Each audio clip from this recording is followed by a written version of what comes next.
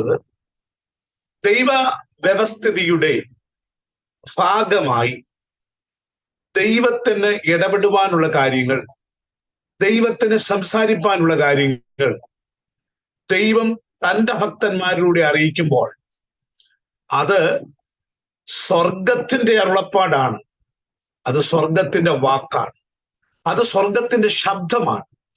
അതിനെ അവഗണിക്കുമ്പോഴാണ് നമുക്ക് പ്രശ്നം വരുന്നത്. സ്തോത്രം. ഇപ്പൊ നമ്മളിവിടെ വിലയിരുത്തും, ആരെങ്കിലും ഒക്കെ നമ്മളെ വിലയിരുത്താൻ അഭിപ്രായം പറയാനും മലയാളികളെ പോലെ മിടുക്കന്മാരാരും ഭയങ്കര മിടുക്കന്മാരാണ്. ആരെ പറ്റി നമ്മൾ വളരെ മനോഹരമായ അഭിപ്രായം പറയും. സ്തോത്രം. ഒരു സാരി കണ്ടാൽ അഭിപ്രായം പറയും.